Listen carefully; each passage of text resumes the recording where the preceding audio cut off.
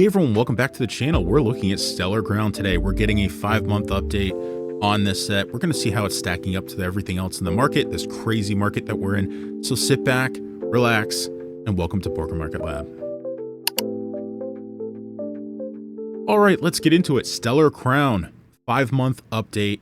It's been 5 months since this set released on September 13th in 2024. Let's take a look at some sealed product first and see how it's performing. First up, we have the Pokemon Center Elite Trainer Box sitting at $116, a nice 50% return in the last few months here. You know my take on these.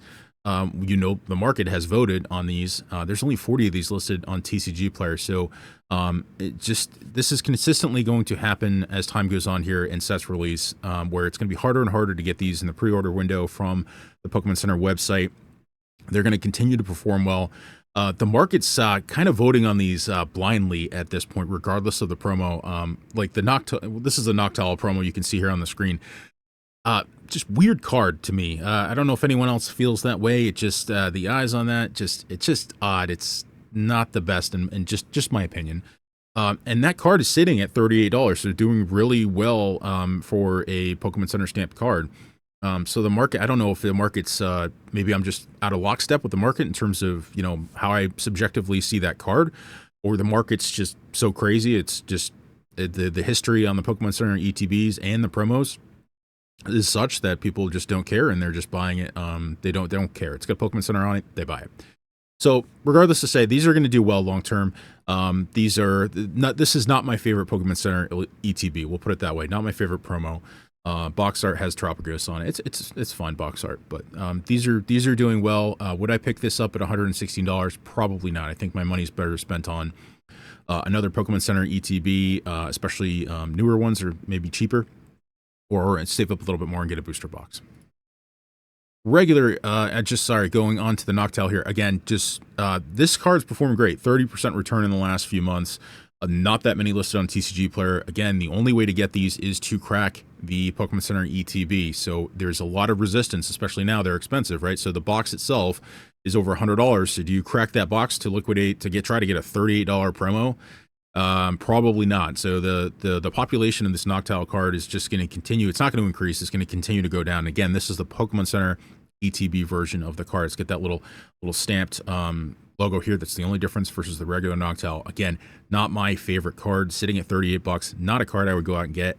But hey, to each their own. So again, I don't know if the market's just, I think the market's kind of typically what happens in a market, right? The market price you see is a vote.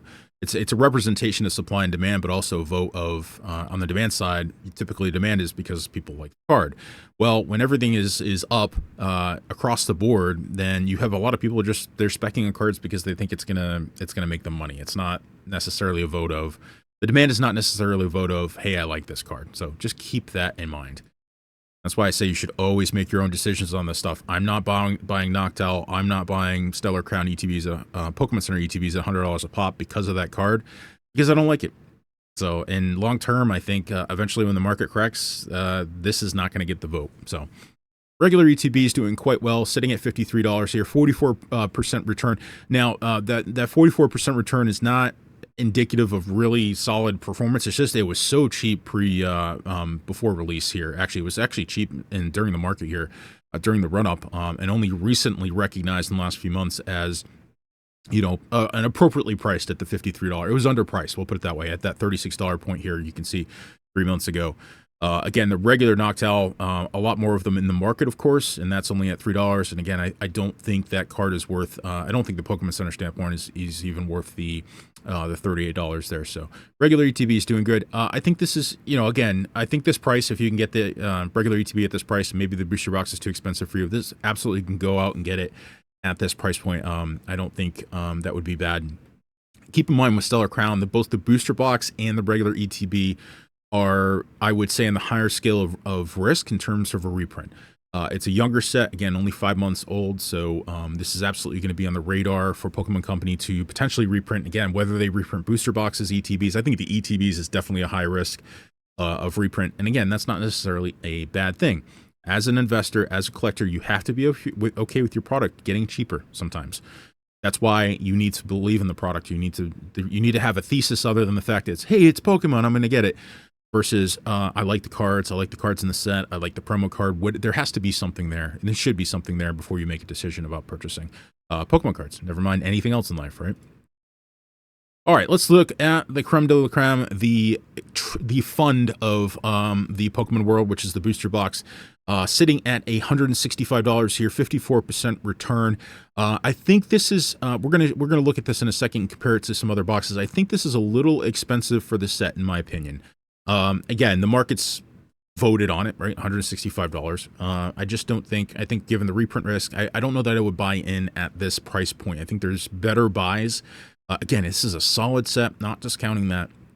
And we're going to look at some data to kind of represent what I'm talking about here. But some really good cards. It's just not a set. I just think the price of this, I think it should be around the $145, $150 price point. 165 is, it's okay. Again, given the potential reprint risk, which could bring some more supply to market, I don't know that I would be jumping in at 165. I'd be putting my $165 elsewhere. We'll put it that way. 54% return on this. Only 130 boxes listed on TCG Player. It's sold very well since release. And again, some of this is people liking the product, and some of it's just, it's got the Pokemon name. So we get people that are in it for short-term valuation gains, so they can try to flip it and get some money. So, but again, I think closer to $150 would be more appropriate for them. And some comparisons to some other sets here. I threw Twilight in here. It's a little more on the expensive side, but compared to Paradox and Temporal here, you can see Stellar's kind of doing well. I think Paradox is still, that's the biggest takeaway from this screen is Paradox sitting at $152, I think is probably the better buy here. It has run up a little bit in the last few months, but I think that's, I just personally, I think that's a really good buy, has some upside potential.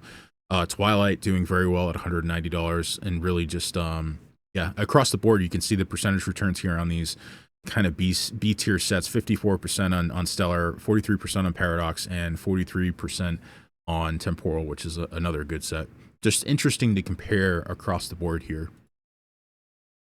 And looking at total value of cards in set, I think this paints a very different picture here for Stellar Crown. So you can see Twilight Masquerade at the top.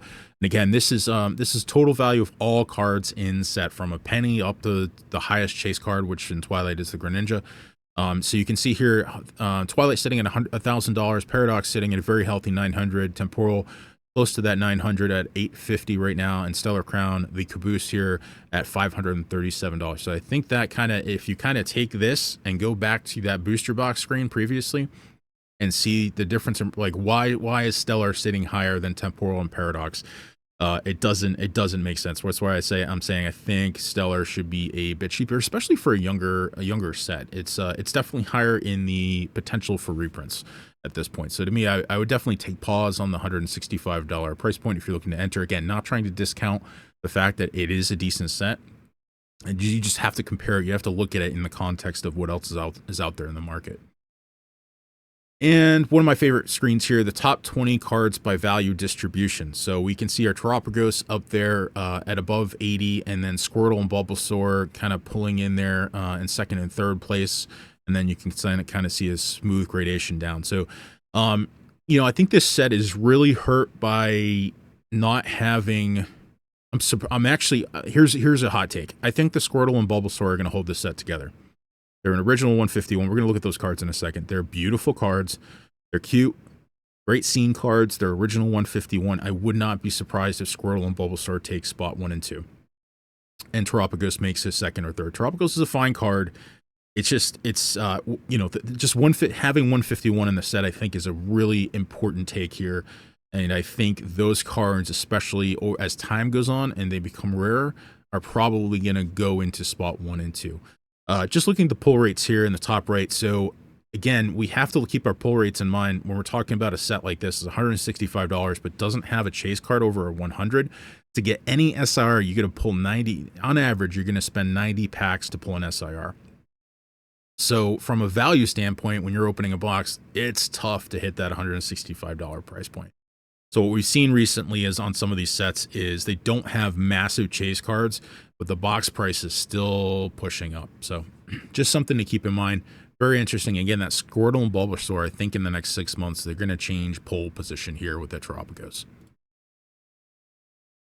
And another interesting chart. So I just wanted to compare. This is top 20 cards, actually top 19 cards. I don't know why I did 19, but top 19 cards by value distribution. So that same chart we just looked at for Stellar Crown, but we're comparing it to Stellar Crown to Paradox and Temporal. So you can see here, Stellar Crown, especially at that top spot, does not have that really significant chase. So again, there's the distribution is okay. It's just doesn't, to me, doesn't hold a candle to Temporal right now. So Temporal doesn't quite have the chase that Paradox does, but look at down the value stream here. Temporal's got some really, really solid cards. So again, going back to booster box price, Temporal is right where it probably should be. I think Stellar Crown's a little bit inflated at this point. Oh, we got a duplicate screen. Skip that. And now we're gonna look at all the top 6 cards by value and just kind of compare and look through here. So we get the Tropico sitting at top here with a negative 9% return in the last few months. So again, I think there's a shift happening. I definitely think that Squirtle is going to be in first place here. I mean, just look at the difference in cards. Again, the Tropicos is cool. It's busy, and it's not a 151. I mean, the Squirtle and the Bulbasaur here on the screen, I could absolutely see taking first.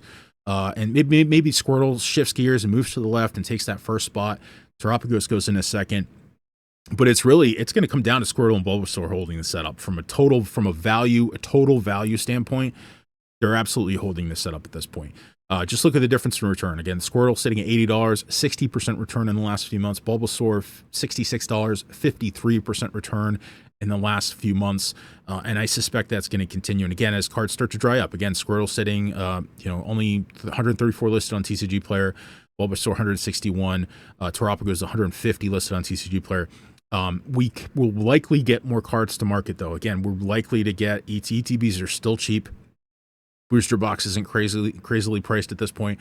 We're likely to get a reprint of some kind on this set, so we'll absolutely get more cards to market here. But I will predict that hot take, that Squirtle is going to overtake the Tropicos here. Tropicos is going down, Turtle is going up. I mean, just look at that vertical chart here, both for Bulbasaur and Squirtle. Next 3 cards down the value chain. This is when it really starts to drop off for me personally. You got the Doxbun, the Hydrapple, and the Lacy. I do not care for either the Hydrapple or the Doxbun at all. Market likes the Doxbun. 42% in the last month. 44 sitting at $44 a card. Actually, really ton of volume here out of nowhere, and a wicked drive up in price here by percentage, and only 48 listed. So again, that's where I'm out of lockstep with the market. Market likes it. Hydrapple sitting at $31, minus 14% return in the last few months, and Lacy that should be negative. That's a negative 2% return in the last few months, sitting at $30. So again, this is where I think the Lacy's good, the Doxbun and the Hydrapple not for me. Some honorable mentions, just something I want to kind of throw in there moving forward on these set reviews and set updates. Some really, really fun cards. If you look down the value chain here, get out of those double-digit cards, go down to single digits here. You get the Milksuri, the Zorora, and Jol take up the top here. I have one of these Zoras in my collection. Beautiful card in person, absolutely. It's up there. It's gone up 63% in the last few months.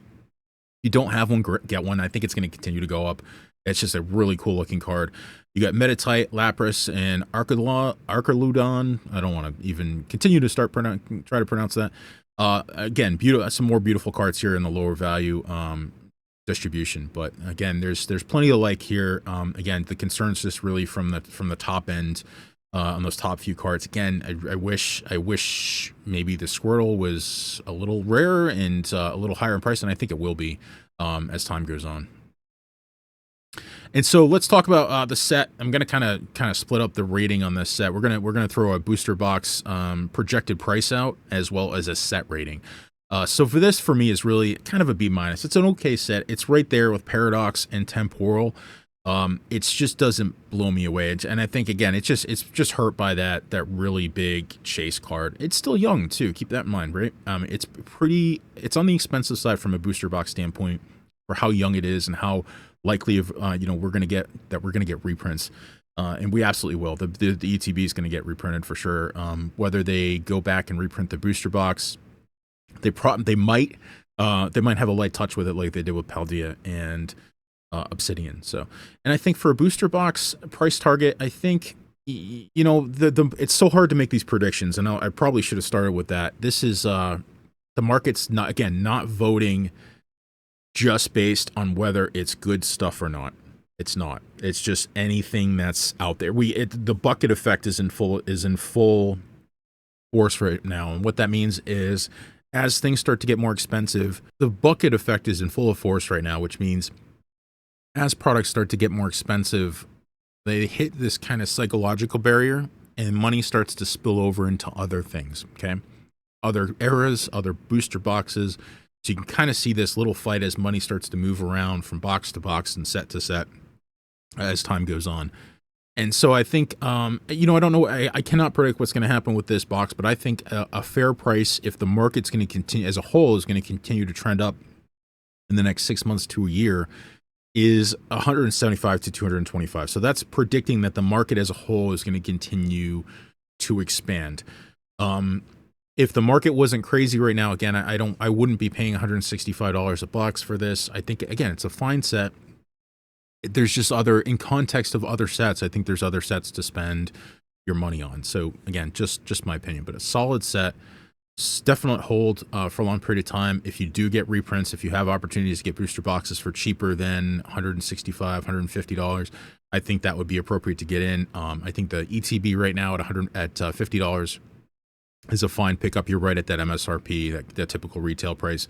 So I think that's a fine pickup if you don't want to, you know, get a booster box and spend the money. If you're just looking to get a little bit exposure to the set. I don't know that I would rush and pick up the Pokemon Center ETB at the $116 price point, again, just because I do not love the promo in there. And now if you bought it at $60 on pre-release, I think that's a fine hold long term. It will still do well. I just don't think that's a particularly nice promo compared to some other ones, like especially compared to like an Obsidian Flames or even a Twilight, the Teal Mask Overpawn from Twilight Masquerade. I actually much prefer. So that's our update on Stellar Crown. That's our rating, our booster box price target. That's it for today. Let me know what you think in the comments below. Like and subscribe if you like what we're doing. And that's it. PokeMarketLab out.